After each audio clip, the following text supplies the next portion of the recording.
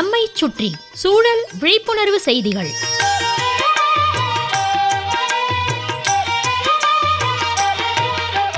அன்புள்ள ரெங்கசாமி ஐயா அவர்களுக்கு உங்கள் மாணிக்கம் எழுதும் மடல். நலம் நலமறிய ஆவல்.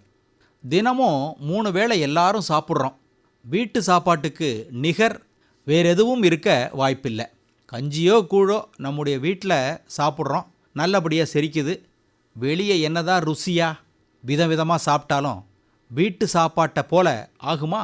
வெளியே சாப்பிடும்போது ஒரு சுகம்தான், தனி அனுபவம்தான். காரணம், சாப்பாட்டின் ருசியை தாண்டி கூடவே இருக்கக்கூடியவர்களோட அளவலாகிறோமே, அதுதான் தனி சுகம், முக்கியமானது. வெளியே உணவகங்களில் சாப்பிட்றோம், அது ஆரோக்கியமானது தானா என்ற சந்தேகம் பலருக்கும் உண்டு. இருந்தாலும் சாப்பிட்றோம். Variety is the spice of life. அடிப்படையாக உணவகங்களில் சில விஷயங்களை கவனித்தோம்னாலே ஆரோக்கியம், சுகாதார நிலை பெருசாக மோசமடையாமல் பார்த்துக்க முடியும். பொதுவாக எண்ணெய் உணவுகள், உணவகங்களில் உபயோகப்படுத்தின எண்ணெயை மீண்டும் மீண்டும் வடிகட்டி பயன்படுத்துவாங்க. இது நமது உடல் நலத்துக்கு கேடு. இதை தவிர்க்க வேக வைத்த உணவுகளை தேர்ந்தெடுத்து உண்ணலாம். எண்ணெய் பலகாரங்கள், பொரித்தது ஆகியவற்றை தவிர்க்கணும். ரெங்கசாமி ஐயா, பொதுவாகவே எந்த வயதினராக இருந்தாலும் எண்ணெய் அதிகமுள்ள, மசாலா பொருட்கள் அதிகம் பயன்படுத்தப்பட்ட உணவு வகைகளை மிகவும் குறைச்சலாகத்தான் சாப்பிடணும் அல்லது அவற்றை தவிர்க்கணும். நம்ம மாநிலம் தென்னாட்டை பொறுத்த வரைக்கும் அரிசி தான் முக்கியமான உணவு வகை. அரிசியிலிருந்து சாதம் கிடைக்குது. சாதம் எப்படி கிடைக்குது?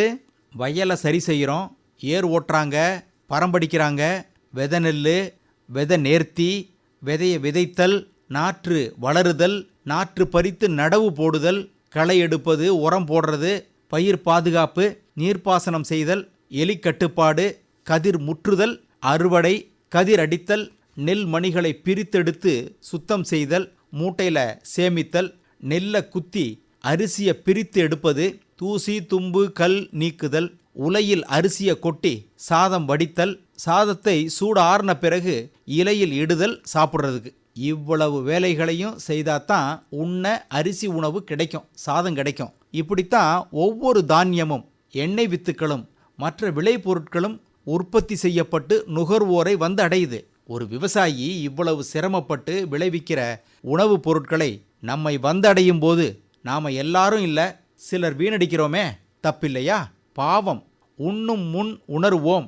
அந்த உணவு நம் இலைக்கு வந்த பாதையையும் அதற்கு பின்னுள்ள உழைப்பையும் எல்லாரும் உணரணும். ரெங்கசாமி ஐயா, உங்களது தட்டில் இருக்கும் சோற்று பருக்கை, அதாவது சாதத்தை பயிராக இருக்கும் போதும், எலிகளிடமிருந்து தப்பித்து, கதிர் அடிக்கும் போதும் தப்பித்து, மூட்டையாக கட்டும் போதும் தப்பித்து, அரைக்கும் போதும் தப்பித்து, புடைக்கும் போதும், கடையில் விற்கும் போதும் சிந்தாமல் தப்பித்து, சமைக்கும் போதும் கீழே விழாமல் தப்பித்து, உங்கள் தட்டில் வைக்கும் போதும் சிதறாமல் தப்பித்து, இத்தனை இடங்களில் தப்பித்து உங்களுக்கு உணவாக அது வரும்போது அதை நாம் வீணடிக்கலாமா? நியாயமா?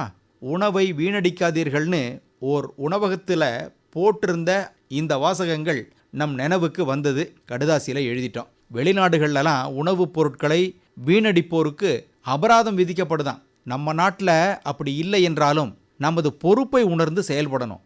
எண்ணெய் உணவு வகைகள், சாப்பிட பயன்படும் உபகரணங்களின் தூய்மை, சுத்தம் செய்ய பேப்பர்கள், டிஷ்யூ பேப்பர் பயன்படுத்துதல், உணவின் மூலப்பொருட்கள், தயார் நிலை உணவுப் பொருட்களை தவிர்த்தல், மைதா உணவுப் பொருட்களை தவிர்த்தல், இப்படி இவை எல்லாவற்றிலும் நாம் கவனம் செலுத்துவோம். என்னங்கய்யா?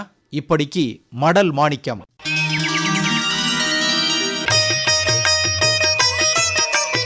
நம்மை சுற்றி சூழல் விழிப்புணர்வு செய்திகள் கேட்டீர்கள்.